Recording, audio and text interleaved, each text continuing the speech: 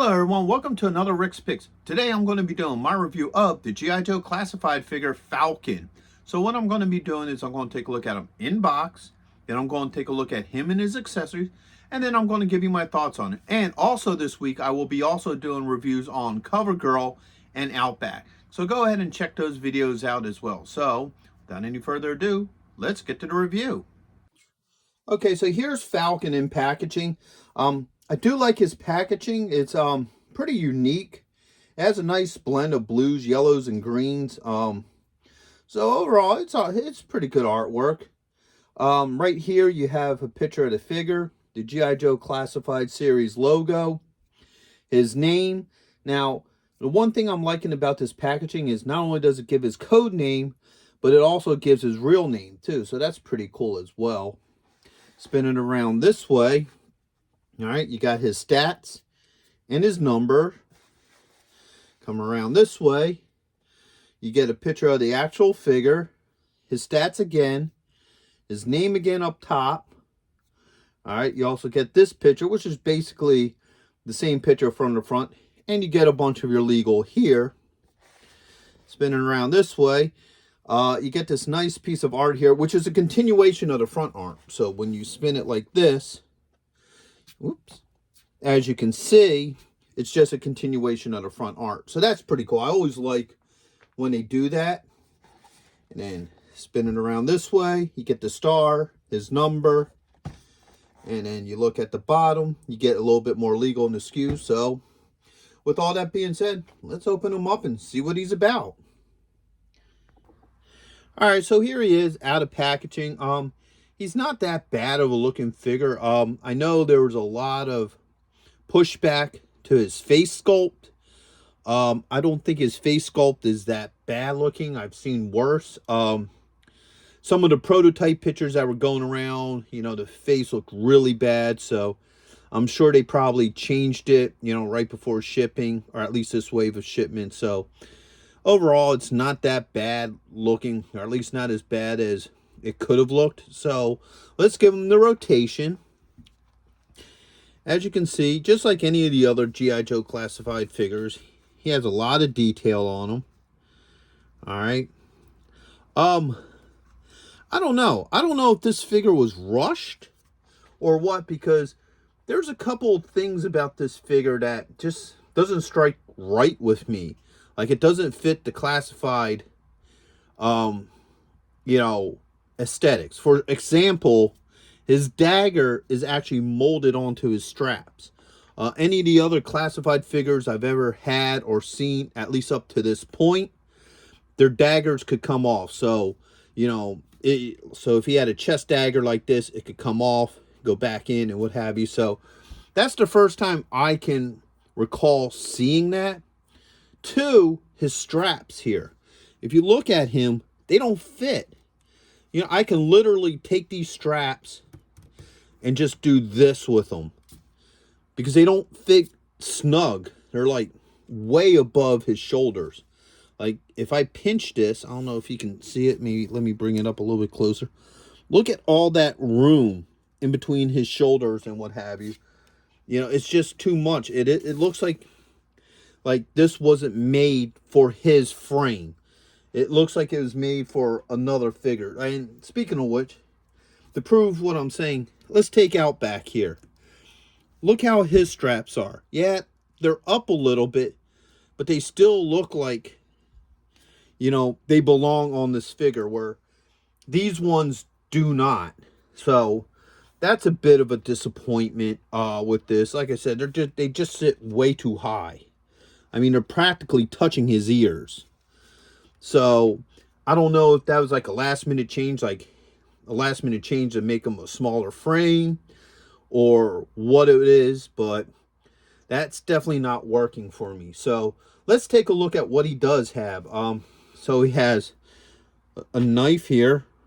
All right, survival knife. Okay. Actually, that's more of a machete. He has a shotgun here with the fold out stock, which is really nice. I like that. All right. He has a backpack. Okay. Which has some nice detail on it. It has the radio and antenna that, you know, his figure is known for. Okay. So, let's go through his points of articulation, because normally I do that earlier, but I got a little sidetracked. So, his head's on a... Whoa, okay. His head comes right off. Alright, so his head's on a ball joint. Alright. He has a shoulder joint. Alright. A bicep joint. An elbow joint. A wrist joint. Alright. Put his arms up. He has a joint here under the ribs. It comes off again. Alright, that's interesting. He does have a dorsal joint. Alright. He has a thigh joint. A swivel. Okay. He also has a knee joint. That's really tight, but it does move. Alright. He has a swivel at the top of the boot. And he also has an ankle joint. Alright. Hey, are you going to be in the Philadelphia area between September 9th and 10th? If so, check out Retrocon. It's affordable. They have lots of great vendors. There's going to be cosplay competitions, celebrities, and much, much more. So go ahead and check out the link in the description. And also, Samuel J. Jones is going to be there, better known as Flash Gordon. So check it out. Greg Evigan will be there, best known for BJ and the Bear, My Two Dads, and Tech Wars. Voice actress Kathy Garver will be there, the one and only Firestar from Spider-Man and His Amazing Friends. Next on our list, all the way from Cybertron, the hit rock band Cybertronic Spree. And check this out, the rare Hasbro Proton Pack as a raffle prize. Now you can't beat that. Alright, I did secure his head back on, so it's a little tight. They may not have just put it on properly in production, which is no problem. Fits as it should.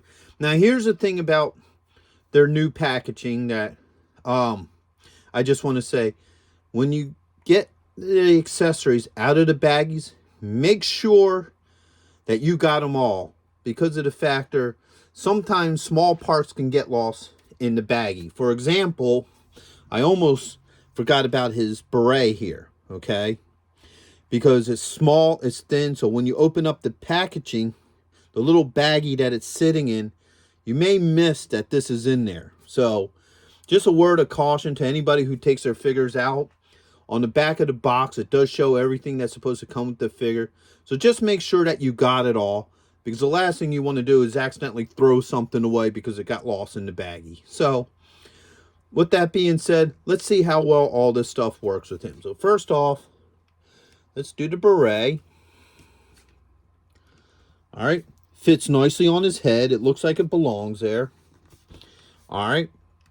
Spin him around to the back so we can put his backpack on. Alright. There we go. That fits nicely. No issues with the pack. Alright. Oops. Apparently he doesn't want to stand. Alright. That's weird. Alright, let's just move forward a little bit. There we go. First off, let's try his dagger. Or actually, his survival knife. Fits in his hand nicely. No issues with the survival knife. Alright, and that just fits right here on his backpack. No issues. Alright. Next is his shotgun. Alright. Let's see how well this fits in his hand. Alright. Put him in a position like this. Put the stock out. So the shotgun fits in very nicely in his hand. Alright. Now let's see, because it's a shotgun, and we all know how we like to hold shotguns.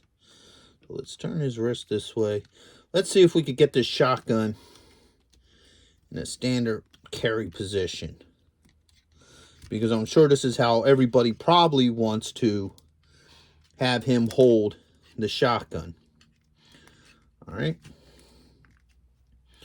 So, it's popped off. But that just clips right in there. All right. So, okay, yeah. So you can actually work it so he can carry a shotgun just like how most folks carry a shotgun. So, overall, he's an alright figure. He doesn't have anywhere on him to put the shotgun, so the shotgun is meant to be held in his hand at all times. So overall, he's a decent figure. Probably my biggest complaint with this particular figure is these straps. They're just way too big for the figure.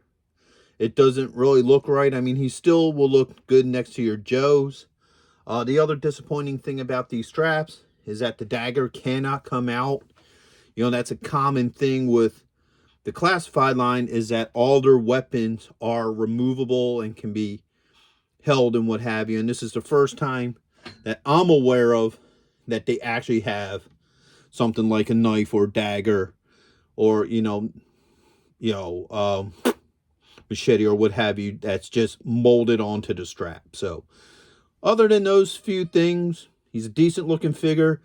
If you're a fan of Falcon, yeah, he's definitely worth having. He wouldn't look so bad with the rest of your Joes. So with all that being said, I hope you did like this review.